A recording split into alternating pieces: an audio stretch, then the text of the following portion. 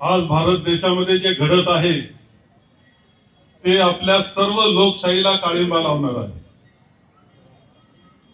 सोनम वांगचुक यांचं 21 दिवसाचं उपोषण, अभिजित तिपके आणि त्यांच्या सहकाऱ्यांचा त्याच्यामध्ये असलेला सहभाग, तो जो आवाज होता तो जनतेचा आवाज होता. तो आवाज आमच्या विद्यार्थ्यांचा होता, युवकांचा होता, त्या कुटुंबांचा की ज्या कुटुंबांनी 22 लाख कुटुंबांनी वर्ष काम केलं होतं त्या मुलांच्या परीक्षेकरता, त्यांचा आवाज होता. परंतु केंद्र सरकारला तो आवाज पोहोचला नाही. पंतप्रधान मोदींच्या कानावर तो आवाज गेला नाही. कारण त्यांच्या एक घमेंड सत्तेची निर्माण झालेली, त्याचा तो परिणाम आहे हे लक्षात घेतलं पाहिजे. आपण पाहतो की ते आंदोलन मोडण्याचा प्रयत्न क्रूर पद्धतीनं, भयानक पद्धतीनं, अमानुष पद्धतीनं ते आंदोलन मोडण्याचा प्रयत्न झाला. सोनम वांगचुक यांना ज्या पद्धतीनं उचललं गेलं यापूर्वी कधीही इतिहासात असं घडलेलं नाही. सोनम वांगचुक यांचे वडील उपोषणाला लडाख मध्ये बसले होते, इंग्रजी पंतप्रधान होत्या, त्या भेटायला गेल्या होत्या. हा इतिहास आहे, लोकशाहीचा इतिहास आहे. काल आपण पाहतो संसदेत बोलू दिलं गेलं नाही आणि म्हणून राहुलजी आणि प्रियांकाजी या पंतप्रधानांच्या घरापुढे दारात जाऊन सुरू केलं आंदोलन. ते आंदोलन कसं मोडलं ते सुद्धा तुम्ही लक्षात घेतलं पाहिजे. कसं उचलण्यात आलं, कशा पद्धतीनं त्यांची उचल बांगडी केली गेली, धक्काबुक्की केली गेली.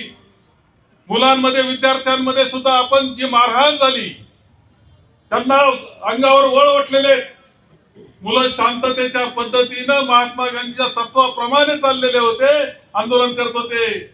परंतु ही हुकुमशाही जी आता माजलेली आहे त्याचा परिणाम आपल्याला दिसतोय. ते सगळं काही मोडून काढायचं, जनतेचा आवाज सुद्धा ऐकायचं नाही. कारण त्यामध्ये त्यांना एक असं वाटतं की निवडणुका तर आपण कशा जिंकतो. हा जो दोष आहे दूर करण्याची जबाबदारी ही जनतेची सुद्धा आहे, लक्षात घेतलं पाहिजे. राहुलजी देशभर फिरलेत, युवकांमध्ये गेलेत, जागृती निर्माण करण्याचा प्रयत्न त्यांनी केलाय आणि जनतेनं जागृत झालं पाहिजे. ही एक परीक्षा आणि त्यामध्ये झालेला नीटचा गोंधळ हा एक भाग आहे. पण यादी वाचायला गेली तर खूप मोठी आहे अन्याय अत्याचारांची. आज न्यायालयावर दबाव आपल्याला सगळ्यांना पाहायला मिळतो आहे. स्वायत्त संस्था मोडीत निघालेल्या आपल्याला दिसत्या, राजकारणाकरता वापर चाललेला आपल्याला दिसतो आहे. एक विचार केला पाहिजे, युवकांनी विचार केला पाहिजे त्या पुढचा भविष्य काळ तुमचा जो राहिला आहे तो काय असणार आहे. या देशात लोकशाही असणार का नाही हा विचार आलेला आहे.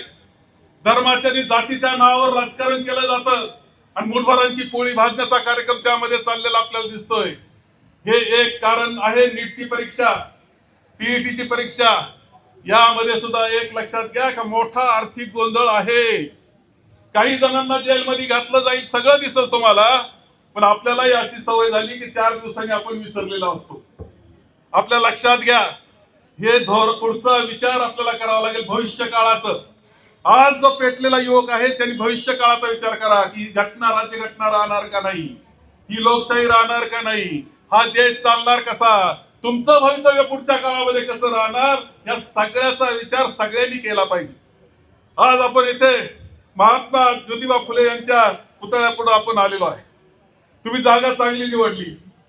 मला एक सांगा की महात्मा फुलेंचा एक सिनेमा निघाला होता त्यांच्यावर, चालला का रे तो. नंतर सावित्रीबाई फुलेंच्या नावावर खासदार अमोल कोल्हे यांनी, डॉक्टर अमोल कोल्हे यांनी सिरियल काढली आणि ती सिरियल मध्येच का बंद झाली. हा विचार जो आहे महात्मा फुलेंचा, डॉक्टर बाबासाहेब आंबेडकरांचा, शाहू महाराजांचा, महात्मा गांधींचा, शिवाजी महाराजांचा, हा सगळ्यांना बरोबर घेऊन जाणारा विचार आहे, लक्षात घेतलं पाहिजे. पण तो विचार मोडीत काढण्याचं काम सुद्धा चाललेलं दिसत आहे आणि म्हणून आपल्या सगळ्यांवर मोठी जबाबदारी आहे. हा देश वाचवण्याची जबाबदारी आहे.